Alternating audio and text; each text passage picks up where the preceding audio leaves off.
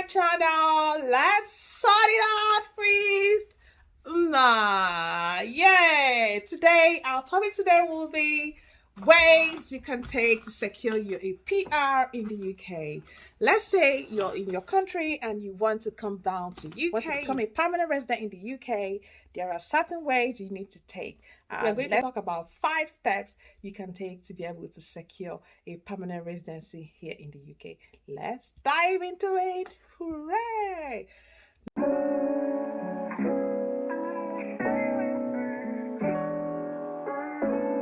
Number 1 is you need to find an admission. Are you interested in furthering your education? I know some of you will say, I don't want to go to school anymore. Like some of my friends will say, when I tell them, okay, come to my UK through student visa, they'll be like, Chidima, I'm tired of studying.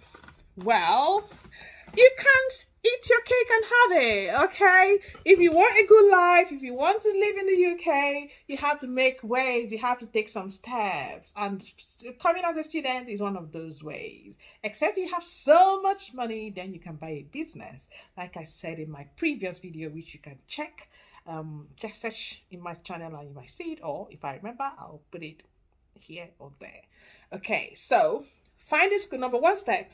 Find a course and then find a school and apply to get an admission in the school. That is number 1 step, getting an admission, okay? Then once you get an admission, hooray, first step done and dusted. Now on to the second step, which is, of course, applying for your visa, because obviously without student visa, there's no way you can come into the UK. So congratulations for securing your admission. Now let's go on to the next. Get a student visa. Make sure you read all the requirements, okay, before applying. Don't just apply blindly. Some people make the mistake of applying blindly without actually having to research. My dear, you've actually worked so hard to be able to get the admission. Now, girl, boy, you need to do some research to find out the requirements for you to be able to apply for your visa, okay? So, I know some of them will be, have to pay for your school fees, maybe 50%, 20%, I don't know. It depends on the school you're applying to, okay? So make sure you read all the dotted lines and get your application done and dusted. And again, you don't have to use any agent. You can do it yourself. Save that money. That money you're going to use and pay for an agent. Add it to your tuition. All right. So once you're done and secure your student visa, which is usually tier 4, now let's go on to the next. Which is number 3, which is working whilst you're studying. Yes, because you've secured your admission, you've gotten your visa, and now you are in the UK. Hooray! Once you step into the UK, don't relax, okay? The hustle don't start. You have to make sure you start working, but don't overdo it. Students are only allowed to work for 20 hours. Make sure you don't do more than 20 hours. Why? Because you're not allowed to. UK, this country, every Western world, you have to play by the books. You have to follow the rules and regulations. Make sure you don't get into their bad record. Once you get into their bad record, that is it for you. Okay? Don't work more than 20 hours. Concentrate on that 20 hours. And if you're lucky enough, you can even get a good job, not just any menial job. Okay? And the reason why I said it's quite important for you to work is because it will enable you to gain experience. Because UK is all about the experience. When you're searching for a job when you graduate, they will always ask you for experience, and you'll be wondering, how would you get the experience if you don't work? But it's easier for students to actually get any kind of job because they know, yes, you're a student, that you're not qualified yet, so you'll be able to get any kind of job and be ready to just do any kind of job, to be honest, just to get your feet in the UK, and again, to be able to understand the culture of the UK, how they work, because how they work, people work here, is different from how people work in your own country. Okay, so it's quite important for you to understand how they work and relate with each other here in the UK. That is why it's important. I feel it's important for you to work while studying. That's because if you really want to settle in the UK. If you don't want to settle in the UK, then there's no point for you working. Now that takes us to number 4, which is getting employed. Hooray! You have now graduated and you are ready to be employed by top companies. Yes. So you have to get employed. What I will always advise is make sure you start applying. If you know any company you want to work for, apply to those companies. There's one of my videos I talked about how you can apply for all those companies, top companies you can apply to. Okay, and I also mentioned in that video that you make sure you start applying as soon as possible. Don't wait to graduate first. Okay, the mistake that so many people do, I made the mistake myself. I had to wait till I graduate before applying for jobs, and then it was already kind of very too late. Nobody gave me advice, nobody told me what to do. But you have me, girl, you have me, boy, I'm giving you the advice. Don't wait till you graduate. In fact, if possible, start applying before you leave your home country. At least you know the course you're studying, you know some companies that you want to work for. Start making your application.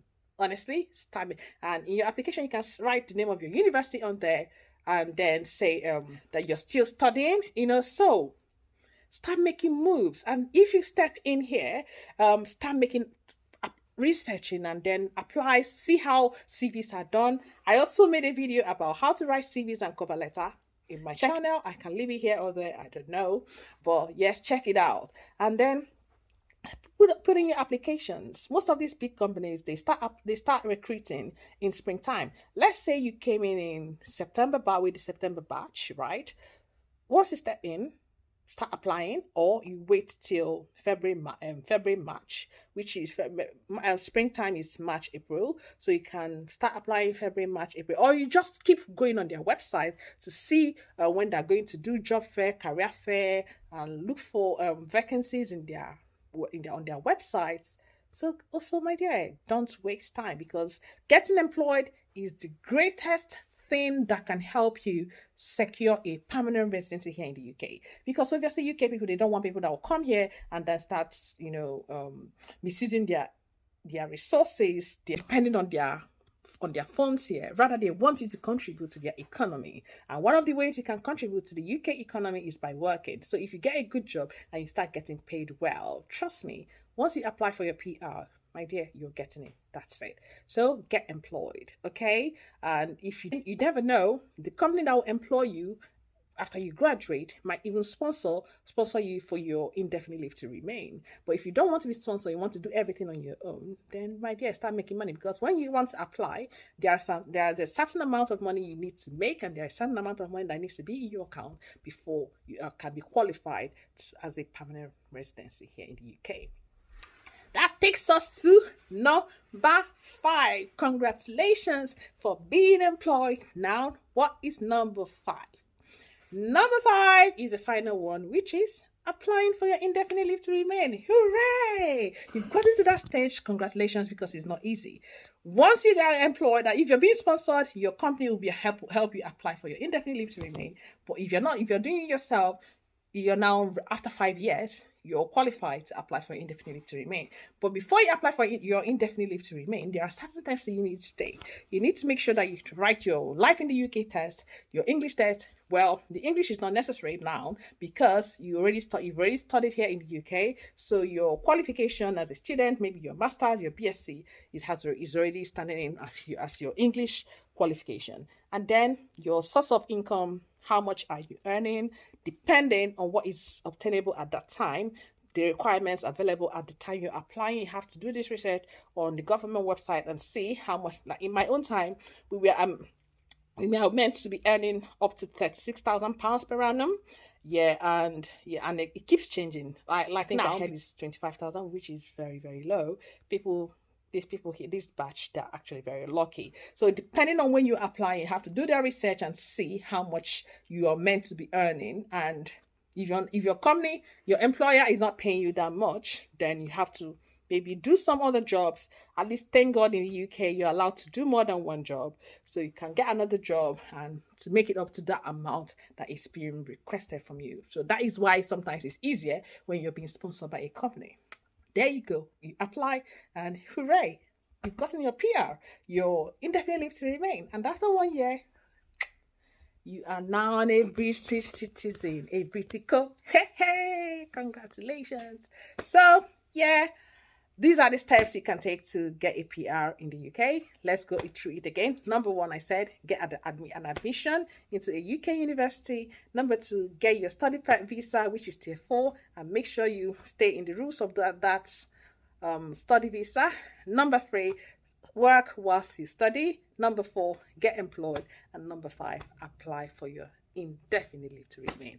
I hope this information is very helpful. If you love this video, please click the like button and make sure you share and subscribe. Thank you very much, and I'll see you all next time. Bye bye.